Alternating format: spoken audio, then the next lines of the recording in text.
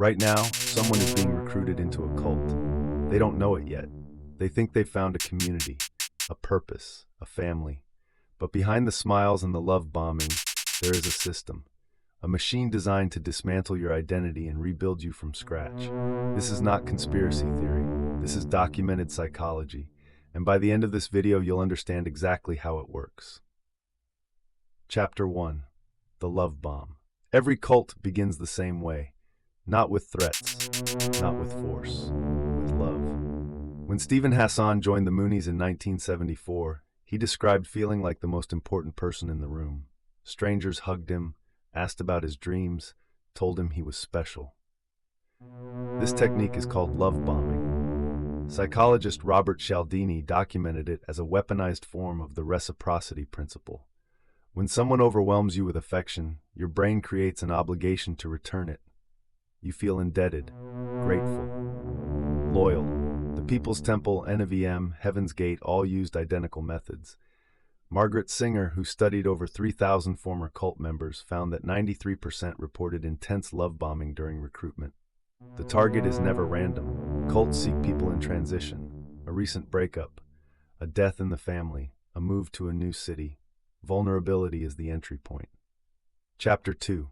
Identity destruction. Once you're inside, the love changes. Robert J. Lifton, a psychiatrist who studied Chinese thought reform, identified 8 criteria of mind control.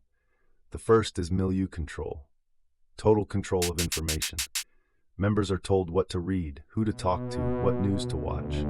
Former Scientology members describe being forbidden from reading anything critical of the organization. Then comes the sacred science. The leader's word becomes absolute truth. Questioning is not disagreement, it's betrayal. The loaded language follows. Every cult creates its own vocabulary. Scientology has over 3,000 proprietary terms. This isn't accidental. When you change someone's language, you change how they think. George Orwell described this exact mechanism in 1984. He called it newspeak. Cults perfected it in reality. Chapter 3. The God Complex. Every cult has a singular leader who claims divine or supernatural authority. Jim Jones convinced 900 people to drink cyanide-laced punch in Jonestown, Guyana, in 1978. Marshall Applewhite persuaded 39 members of Heaven's Gate to take their own lives, believing a spaceship behind the Hale-Bopp comet would carry their souls. Keith Raniere, founder of NXIVM, branded women with his initials and called it empowerment. What these leaders share is a psychological profile. Psychologist Robert Hare's checklist for psychopathy maps almost perfectly onto cult leaders: grandiosity, pathological lying, lack of empathy, superficial charm. But here's what makes them dangerous. They genuinely believe their own mythology. This is not simple manipulation. It's a shared delusion between leader and follower, reinforced daily through ritual, confession, and punishment. Chapter 4. Why Nobody Leaves. The sunk cost fallacy keeps people trapped. You've given years, money, relationships, your identity. Leaving means admitting all of it was wasted. Leon Festinger's theory of cognitive dissonance explains the rest. When reality contradicts belief, the human brain doesn't update. It doubles down. Members who witness abuse rationalize it. Those punished believe they deserved it. Former members of the Children of God describe staying for decades despite horrific abuse because leaving meant losing everything they knew. Social psychologist Solomon Asch proved that 75% of people will conform to a group even when the group is obviously wrong. Inside a cult, the group is your entire world. There is no outside reference point. The exit door exists, but psychologically, it's invisible. Chapter 5. The New Cults. Cults didn't disappear, they evolved. Today's cults don't always live in compounds. They live on Instagram.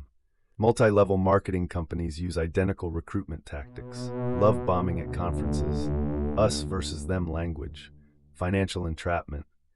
QAnon followers exhibit every marker of cultic behavior identified by Singer and Lifton: a charismatic, invisible leader, secret knowledge available only to believers, demonization of outsiders, wellness communities, crypto groups, extreme political movements. The structure is the same, only the packaging changed. Stephen Hassan, Now, a cult recovery specialist estimates that there are over 5,000 active cult-like groups in the United States alone. The digital age didn't kill cults, it gave them a megaphone. Chapter 6: Breaking Free.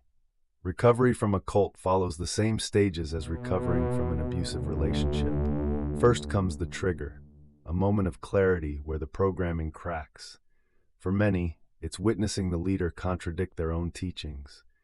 Then comes the terror. Leaving means losing your community, your identity, sometimes your family. Cult expert Madeline Tobias found that former members experience symptoms identical to post-traumatic stress disorder. Flashbacks, nightmares, difficulty trusting anyone. The average recovery time is 2 to 5 years. Some never fully recover. The human brain is not designed to resist these techniques.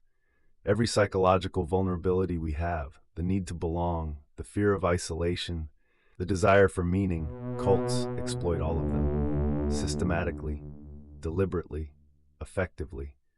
You are not immune. No one is. The same brain that makes you loyal to your family makes you vulnerable to a cult. The only defense is knowledge. Understanding these techniques doesn't make you paranoid, it makes you free. If this video made you think, subscribe. We break down the psychology they don't want you to understand. Every week, no exceptions.